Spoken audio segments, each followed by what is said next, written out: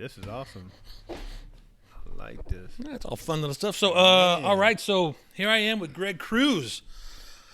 I've known Greg for how long now? About 8-9 years? Yeah, about 9 years. And met him through some programs, working through a training center, recovery center. And now I always had respect for Greg for what he's gone through in life and much more respect for what he's doing with his life. So this is Greg. What's up, Greg? How you doing, everybody? Man, it's good to see you, Jody. It is good to see you. This guy is a real deal, y'all. I'm telling you, man, a good down-to-earth guy, man, and I appreciate him from the bottom of my heart. So, look, man, this story here, some of you guys know, my name is Greg Cruz, a.k.a. G-Bo. I'm an ex-gang member out of Skyline. I live that life. I'm not proud of it. I don't share none of this to glorify it. I actually share it to educate and encourage other people to not follow the footsteps that I followed in. And that's important because, like, no one would listen to me. I'd never been in gangs. That wasn't my life. If they want to talk about skateboarding, I can talk about that. Right. But you have that experience, so definitely, like I like to tell people, it's not to glorify it. Right. It gives you legitimacy because you've been there. Exactly. You know what they're going through, and you wish someone had told you these things back in that day, right? Right. And you know, it's funny because I hit on that because we didn't have those mentors, the people that can speak on these things that, you know, to steer away from. You know, as a ex-gang member, I'm a first generation, so there was no generation before me that said, hey, man, don't do this. You know, we doing this, and this ain't good. You're going to be in prison or in a graveyard, one or the other. Let me ask you this. So since you said you're first generation, how'd you get involved? Well, I got involved at already about 16, and basically I was straddling the fence because I was an athlete, so I played sports. Mom's kept us in a lot of sports, and eventually I was like a weekend warrior. I ended up starting hanging around a lot of negative people, drinking, smoking a little weed, and next thing you know, I got a red rag in my hand, and I'm in there doing some mostly weekend gang banging because during the weekday I'm going to school. So you know, it's kind of funny because weekend warrior, huh? Yeah, because moms didn't know. You know, I'm tucking my flag when I go in the house. She don't see none of this. So you know, I was like living two lives. Mm-hmm. So you know, with that, eventually, you know, out of high school, when I got out of high school, I had a misconception that, okay, just graduate, you know, and like that was the end or something. But life is just beginning when you graduate. So I wasn't prepared when I graduated. I was like, okay, that's it. I didn't know what I wanted to do no more. So, you know, so now I became full-time gangbanging. And a year later, I'm incarcerated for 5 years. So that's how quick it can happen. It just turned around so fast. It's incredible and unbelievable because a lot of people that I go to school with, they like, no, not Greg, no. They had no idea. A lot of them had no idea that I was gangbanging. A lot of people knew me for sports and just, you know, cool little guy, you know, because little. You never been little. Oh my God, you'd be surprised, man. Man, I was like 140 pounds soaking wet in high school, man. So I was 100 pounds in high school. Oh my God! But my hands were this big when I was that little. Hands like a baseball glove, right? So you know, it's crazy how life can change in a heartbeat that quick. In a matter of actually 2 years, my life turned upside down, and now I'm incarcerated for 5 years at gangbang capital of the world in California. You know what I mean? And it's was that your only time being incarcerated? That was my first time being incarcerated. And I went to the youth authority for 5 years, and there was a lot of violence up in there too. You know, a lot of fighting and stuff. Now, don't get me wrong. I utilized some of that time the right way because there was some educational vocational classes in there that you can take. So what'd you take? I took up barbering, and then I played a lot of sports because they was letting us play sports in there. Nice. So we was playing contact football. We had on helmets and gear and everything, man. It's like the longest yard. Yeah. Yeah. You know, they was doing it real and hitting and gang banging on the field. You know, everybody, it was just like Just Was put it Crips this way. versus Blood on the football? Yeah, it was Crips and Blood. You see people with blue rags, see people with, when they take their helmets off, they got the red rags on on their helmet and representing their neighborhood. But now I try to tell the kids, you can represent your neighborhood in a good way. Skyline don't always have to be a negative taste in a person's mouth when they hear the word Skyline. There's a lot of good people there. There's a lot of good athletes, a lot of good people that are just regular working class people. I got a lot of friends that steered in the right direction and stayed there. I just, tapered off, and instead of staying right, I went left. I made that left turn, and took me years to get out of, because I've been in and out of the system from 1980 to 2010. Now, don't get me wrong, I had some runs, extended runs, without getting caught up, but I was just still doing illegal activity. Yeah. I just didn't get arrested yet. And that's another thing I tell the kids.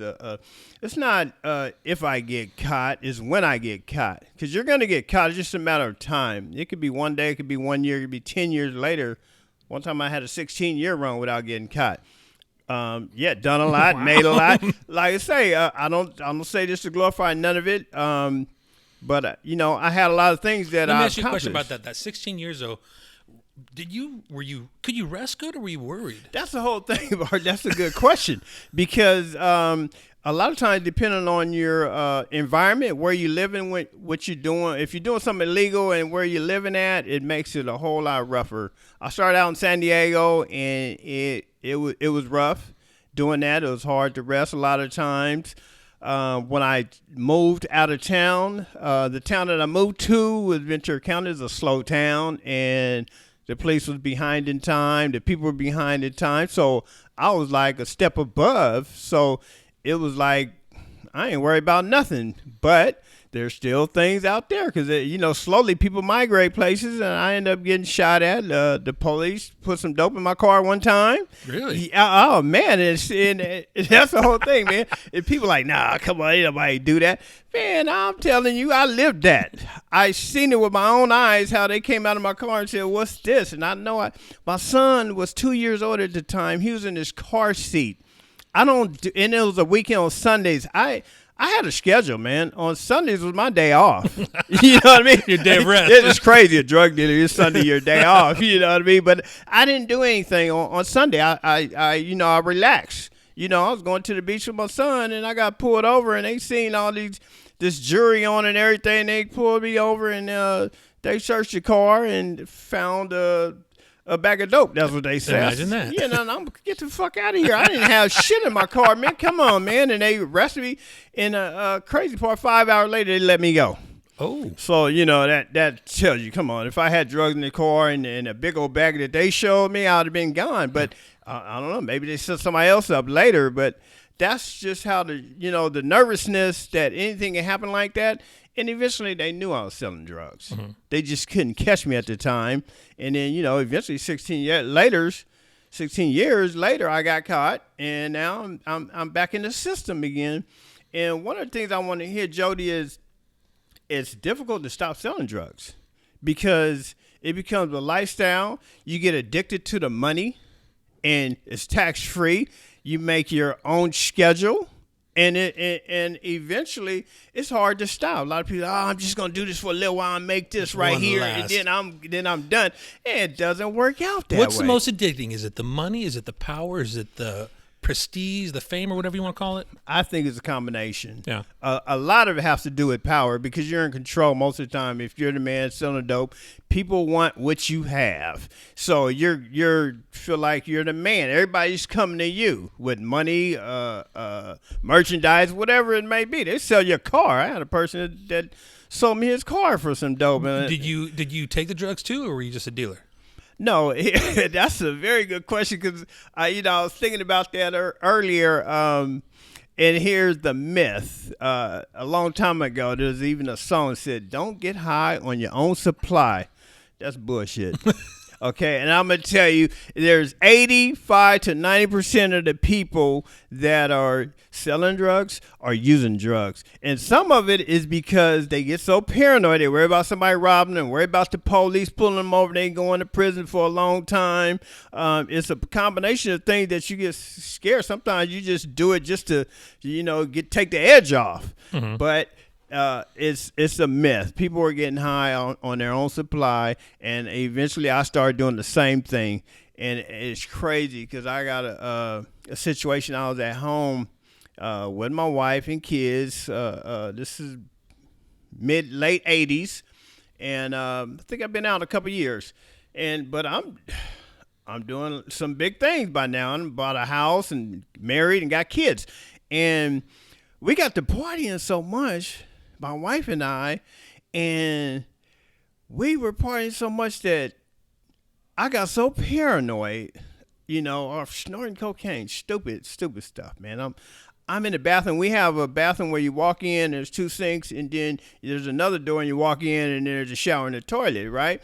So I'm all the way in where the shower and the toilet is, and in my head, because I'm paranoid and I'm high, I'm in there with my foot against the door, right? The door is locked, but my foot against there, right? Got the extras, right? And my a gun in one hand, because I know the police is coming. I'm shooting as soon as somebody comes through that door. Either somebody robbed me or somebody's coming to arrest me. But I'm shooting the first person comes through the door, and then I got a cup because I hope. A lot of times I had powder cocaine, back then. I wasn't even selling crack cocaine. So a lot of times I had a big coffee cup full of cocaine. But I'm getting ready to somehow, with both of these in my hand, the gun and the dope, crazy, I'm finna flush this. I'm finna throw that in the toilet and flush it, and at the same time shoot whoever's coming through this door. That's good. Why are you going to flush it if you're going to shoot him? Exactly. Paranoia. It's going to tell you all kind of weird things. I don't know what's first. I don't know what I'm going to do. But this is a true story. It's in my hand so long, Jody, that I got cramps, like in my leg, my back, all kind of extra shit. And almost every time, can't nobody get at her to my wife, she says something, I hear her voice, and then she know that I'm in there. She don't know what I'm doing because, of course, I had the gun or whatever. She see, what are you doing with that? She see the dope, you know what I mean? Next you know, we chopping up another fucking line. Yeah. That's how powerful because we think we're bigger than the drug. Ain't nobody bigger than no drug. Okay, let me ask you this, because someone who's been in the game, why does everyone seem to like Scarface so much? The power. Is that what the power, the money, the girl. He got everything that I mean, is that true? Does a lot of people like glorify, Al Pacino, Scarface? Absolutely, they look up to that stuff, and that's the whole thing. That you got a lot of generations that look up to this, and they glorify it, and they like it, and they want to be like that instead of earning an honest living. And in longevity, in 20 years, you can retire and have a house and have a lot of things. Yeah, maybe you won't have as much as Al Pacino had or whatever, but you can accomplish a lot. And the best part for me is when I didn't have to look over my shoulders no more. I ain't look over this shoulder because I don't gangbang no more. I don't have to look over this shoulder because I don't sell dope no more, so I ain't to worry about the police part. And that's the best thing because now I'm relaxed instead of being tense all the time. How great is that? Oh, man, that's the greatest thing there is. Instead of riding around paranoid, worried about getting shot, somebody shooting you, somebody robbing you, going to prison. You don't have to worry about that. How many funerals have you been to? Oh, man, I can't even count them, man. I mean, that I can't. And the sad part is even when I was in youth authority as a teenager, I was unable to attend funeral, right, because I'm incarcerated, but I'm hearing about it on the streets. Such and such got killed out there and gang-related. Such and such got killed on a drug deal gone bad. And, and then even been out here now because there's a lot of people that have used drugs for so long that their bodies deteriorate. And then you hear, oh, yeah, he had this and he had that and he passed away. And some younger than me and some a couple of years older than me. And it's sad, man, because life is short. And, short. Yeah, and we reap what we sow, man. And I'm just grateful and thankful that my eyes finally opened up and I had a chance to turn my life around, especially since, before my mom passed away, she could see her old son again, how I was born, not the person, the monster that I became. That's awesome, though. That's got to feel good. Yeah, and it does, man. And I'm just glad because it makes me rest easier that I know she saw me spend time with her as her son, not as somebody that I was trying to be. What finally got to you? What made you switch? Hey, that's a good question because I sometimes like what really turned the light on for me, and it had to be a combination of things. For one, I realized how old I was on my last prison term. By the time I got out, I was like 48 years old.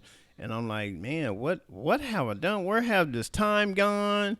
And, there's people at 48 years old that are ready to retire or retired and got another job, a second income or whatever. And I'm like, I haven't done anything besides, selling dope, doing illegal stuff. I had some knick-knack in-between jobs that was just like a front from what I was doing. So I was like, man, I need to do something with my life before it's over. And then a lot of lifers. When I was in prison, I hung around a lot of lifers that were like mentors. A lot of them didn't have dates that were getting out. And it was like, man, Greg, you sound like a good person, man. And we done a lot of writing in one of these little programs that they had inside the prison. What do you want to do? So I did a lot of writing what I wanted to do, and and then share and talk about it. And then like, well, why don't you do it? You know what I mean? Stop talking about it and do it. So I started, yeah, man, that makes sense. So I went to what is called a substance abuse program. And not just because you might have a drug problem, you might have a problem selling drugs and using drugs and just breaking the law. So it's the class was more to change your way of thinking. They called it cognitive thinking. So I was like, yeah, you know what? I like this. And then when I thought about it, I was like, maybe I should be a drug counselor. I didn't use all the damn drugs I sold all the damn drugs. Yeah, I know enough about it. I think I could do that. So originally that was my plan. And my second plan, and I wrote this, and I still got it at home, that I want to go to schools and talk to kids and tell them about drugs and gangs. That's where and we all met. That kind of stuff. And it's ironically, that's where we met, and that's what I started doing. So one out of the two things that I wanted to do, I did do, and as well, because you see me speaking at schools, and I done been to probably like 20 schools, all the way from my old elementary school, my middle school, my high school, my brother's school at San Diego State, what I mean? So, and that's a good feeling for me, because part of that is giving back and talking to, especially the kids at the grade school, telling them, you don't have to do this. You don't have to do that, and here's the outcome. They're not understanding what the outcome is. See, they see the glorifying, they see the drug dealers on the streets, the pimps, whatever they want to see that's with the girls and the big cars and all and jewelry and all this. They're not seeing the whole picture, Jody. Exactly. They see just a little bit of it. They don't know. They're not seeing the aftermath. They're not seeing the paranoia about this guy that running around, have to carry a gun all the time, getting shot at, somebody trying to rob him, and either going to prison or dying behind it. Because that's what the real story is. People are dying behind this and going to prison all day for this. And when you think about it, a lot of people don't know, 85% of the people in prison is somehow, some way drug related. Mm-hmm. You know what I mean? And it's got to stop. And unfortunately, it's still in the system, because drugs are in prisons. Yeah. So it's hard, man. But you got to want it. Okay, what kind of work are you doing now, though? And the kind of work I'm doing now is feeds right into, what I used to do. So in 2013, San Diego came out with this Assembly Bill 109, which means everybody that got out of prison that resided in San Diego was no longer on parole but on probation. So the county came up with this, and then they mandated people to be picked up. So I went from working from one drug treatment facility to another. I can't use their name and everything. I don't want to put that out there until I get authorization from them. But so I'm working at this one facility that we picking up people from prisons, every day, and we're bringing them to a facility where they can get resources, they can, get help to change their lives, turn them around. They see a clinician, they see a psych, they see a behavioral health team, and they see a probation officer. And at the end of all that, after they do their assessment, they decide, well, okay, you have history of drugs, so we're going to put you in a drug program, or you have you're okay, but you need some assistance. We're going to put you in a sober living, and we'll pay up to 6 months of it. So right there, you got 6 months free housing. So, and now you got a chance to sit down and figure some stuff out, to get your life back in order, take it slow. You don't have to worry about, everybody get out of prison, they need to get some money, they need a job, and this and that and the other. That'll come. But you got to have your mind right, because you can have a job and all that and still be on drugs, and you're going to screw it up, So that program right now, the resources they have available in San Diego, a lot of people, fuck everyone on this and that. Man, it's just because you don't want to get it right. You don't want to change, because the resources they have right now, if you fail, it's on you. Yeah. You know what I mean? I wish they had this way back in the days, man. I might not have wasted these 30 years in and out of the system, because this is some real stuff right here that they have going on. And at the end of the day, if they do go home, we can take them home too. So we transport them straight from the prison to our facility, to home, or to a sober living or a drug program. Nice. So they got what they need. They got the basics. And then we also set them up with their driver's license and their medical. They get Medi-Cal. You get them a Medi-Cal card, so they get free medical assistance. All that stuff is available for them. They didn't have all this stuff, man. Yeah. So this is the real deal. If they want it, some may decline and say a lot of bad things about it, but man, they need to just look in the mirror, because a lot of times we're our own worst enemy. I was, but so that part became great, because I'm picking up people from prison. It's funny, I picked up a guy from prison one time, and I'm driving. You get a little one-on-one with him for an hour or two, huh? Sometimes we going 3.5 hours out of way up, and I went to Chuckawalla, which was the last prison I paroled from, right? And how was that going back? And oh man, it was awesome. You know why? Because now I'm on the outside. I can go up there, and it's crazy, Jody, because when you drive up to the facility, of course, we went on a prison bus, it's shackled up and everything. So all we can see though is like these big old, looking out these big old palm trees. It looked like a damn resort. They tricked us. It looked like a resort. It's a fucking prison, right?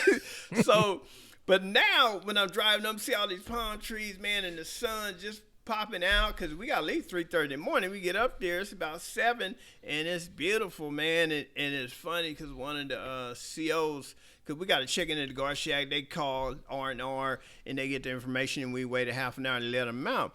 Well, the one guard shack, man, he was chopping it up, talking to me, and he said, he was mentioning some things, and he said, "You look familiar."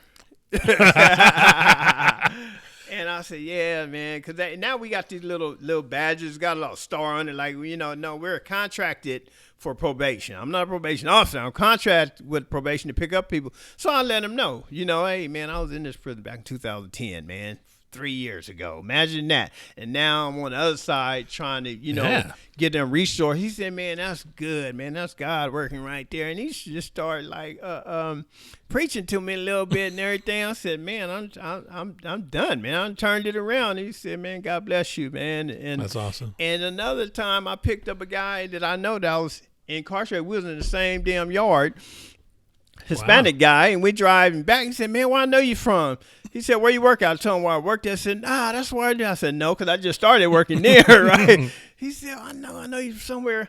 I know him, but I'm just talking to him, just reeling him in, right? So I hit him a couple questions. "Hey, man, there are a lot of lifers at this facility." He said, "Yeah."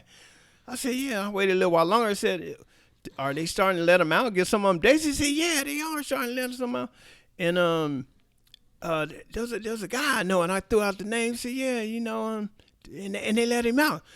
I said, "Yeah, man, you don't remember me, huh?" He said, "No." He said, "Man, I was on the same yard with you, man." He said, "What?" He said, I know you were." He said, what they call you?" I said, "Man, G-Bo." He said, "Oh, yeah, you the OG from Skyline," right? Mexican dude. Yeah. I said, "Yeah, man, I remember you, man. You almost OD'd that one time." Oh, wow. Yeah, and that's that's how I really remember him, because there's politics in there, and I don't really mess with the Mexicans like that. But some things gonna stick out, and you're gonna know, and you're like, yeah, man. I remember they put you in the shower and try to to come out of it, man. I'm glad you made it and everything. He said, yeah, man. So he said, man, I'm proud of you, man. That gives me hope. I said, what I mean? That's great. That's where it's at when you picking up people and we got a couple of ex-cons that do it too. And to break that wall down, because first of all, when you go up there, a lot of times, we wear collared shirt and everything, got a little badge on, and they think we're the police. I'm not your probation officer, man. Yeah. You know what I mean? And I let them know off the top, man, most of the time, hey, man, look, I'm an ex-con just like you. I just turned my life around. I don't mess around no more. I'm trying to live a normal life. And they's like, man, that's cool, man. I like that, man. You give me hope. And that's what it's for, man, to try to show the next person that, man, if I could do it, I know you can do it. I've been in and out of it forever. This may be your first one. Make it your last. Yeah. And a lot of my homeboys, I picked up my brother, man. Really? I picked up my brother in 2015.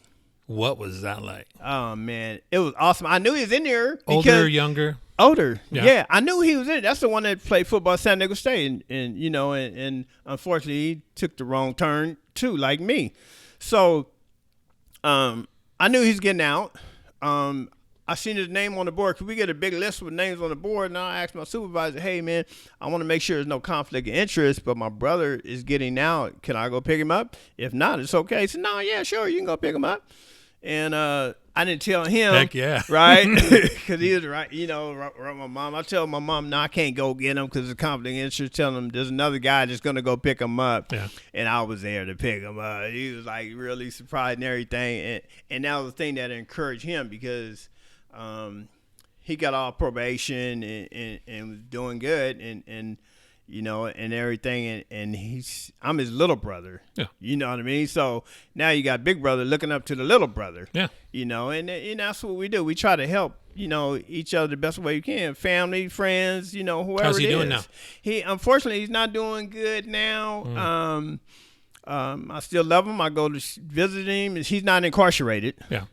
But he hasn't turned his life completely around. He slipped back into those slippery places. And I'm gonna go see him this weekend. I'll go pick him up and hang out with him, play some chess and eat, and then I'll take him back to where he want to go, because where he want to go, I don't go no more. Yeah. You know what I mean? You know what I remember is one time these years ago we filmed something, and it was something about having a gun with bullets. Yeah. And you're talking about that. You get caught with a gun, then every bullet is 10 years. Right. But here's the part that was funny, because, you picked up the bullets like this. You didn't even touch it. You were picking up. You noticed that, huh? No fingerprints. But then you remember, after you left, I sent you a text message. Hey, Greg, you picked up the bullets fine, but you didn't wipe your fingerprints off the gun. You called me up. Yo, Jody, come on, man. You gotta wipe those prints. Wipe those down, man. Yep. Oh, man, you never called someone so fast. Hey, man, some of the things are hard to let go of, man. Hey, wait a minute. But I remember you picking them up like this. Oh, man, that's for real right there. Oh, man, it's so much that we had to eventually, it's funny that how we can laugh about stuff like that. Yeah. Because back in the days, that would be real. I'd be really serious. I can laugh about, ain't nothing now. But back then, it was like, hey, man, you need to do this and do that and the other. But that just a lot of times we still get stuck in certain ways, and then we realize that, click, oh man, I ain't gotta worry about that no more. What about just like driving in the car and the police behind you? Yeah. That used to make us so nervous all the time, because any minute they gonna throw them little flashing lights on, and we got stuff in the car that we shouldn't have, and here we go. It's either a high-speed chase, or at the end of the day, you're going to jail.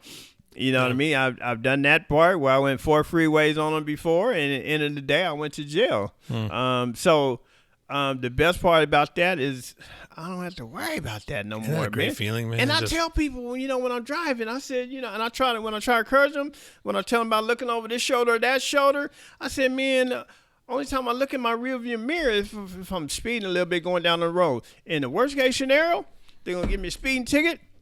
and it's gonna hit my pockets, and I'm gonna wake up because I ain't gonna do that again because I don't like to lose money. Yeah. You know what I mean? So you hit them where it hurts. They smart. You know, they pull you over for speeding. You gonna learn, or you gonna just keep forking out money. But at the end of the day, I'm driving off. I got a license. I'm registered. You're I got going home. insurance. I'm going home. That's it. Exactly. So, you know, I can be a little mad about it. Yeah, they took some money out of my pocket, but it ain't like it used to be. You know, it used to be, I'll see you later in 3 years, buddy.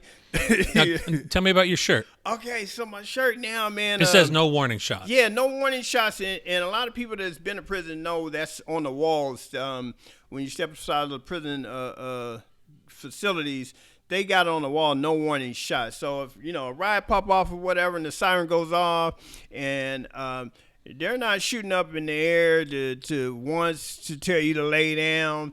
And they're going to shoot to kill you, you know, if it's that serious. You know, if it's a one-on-one regular fight, they might just come in there and spray with some pepper spray and gas or whatever. But they're not playing. So that's the seriousness of that.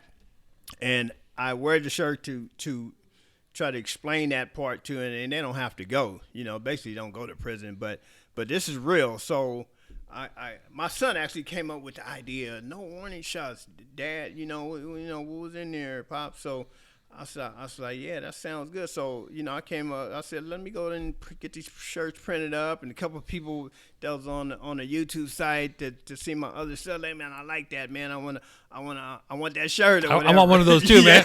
I like it. So, yeah, so I'm in the process of finding another print shop. I'm getting a lot of them done. You know, I had this one print shop. I had T-shirts way back when we first met. I remember right? you did. And you know, and so I'm gonna get back into that little part of it. I know a print shop too. I can introduce you to. Right, Yeah, right. Good friend of mine. And that's what it's about networking, man. Totally. So I'm gonna get a bunch of those printed up and put them out there on the market for people to see and purchase or whatever. You know. Okay, so we're gonna wrap this up. What's next, Greg? What do you want to do? So what I plan on doing, and let me give a shout out to Big Herc. I mean, this guy right there doing big things with this thing called called Prison Talk. And he encouraged me, you know, he came about a month ago to my house and interviewed me. And he said, man, you know, take this ball and run with it. So I'm down here in 619 in San Diego. And we're going to kick off the same type of stuff that he is doing. And I'm going to be interviewing other people that are like-minded, that went to prison, that turned down the wrong street, but eventually turned it around and got their life in order. Like I do now. So that's my plan. I'm gonna have some people, some guest speakers in here sharing their story. One of the guys I already talked to that we did time, a couple of them I did time with them, and you know, and we just telling them the truth, and eventually they're gonna show what they're doing now, and I'm interested in hearing how they turned their light on, you know, how they finally turned it around, because it ain't easy. Nope. You know, when you're doing something for so long, it becomes a habit. That's why I have a lot of respect for you, for what you've been that. through and what you're doing now, and that's why I will do anything I can to help you. I appreciate that, man. That means a lot, man. It really do. So that's where we at, man. So, you know, for those that don't know, that watch Big Herc's episodes, my name is Greg Cruz, a.k.a. Jibo, ex-gang member from Skyline Pyru, and I'm launching my own site. So you can follow me on n.w.s. That stands for no warning shots. But the best way to find me, you know, because there's a lot of NWS on there. The best way to find me as of now, till I figure some better stuff out, is to look up bench press 375, and then the words NWS next to it, and you'll see me bench pressing. And then you can tap on to my no warning shot logo. And then that's how you can find me on in my playlist, and you'll follow me in my stories with the next guest and more to come, man, because we gonna do it. Cool. Now let me ask you this. If you could go back in time and talk to 16-year-old Greg Cruz, what would you tell him? I would tell him, man, stick to your original dreams. You know, stick to going to school, play sports, but always have a backup plan and always plan ahead, because I didn't have a plan, and I'm a firm believer if you fail to plan, you plan to fail. You know what I mean? I took some philosophy class while I was incarcerated, and a lot of stuff made a lot of sense. I just had no idea what I wanted to do.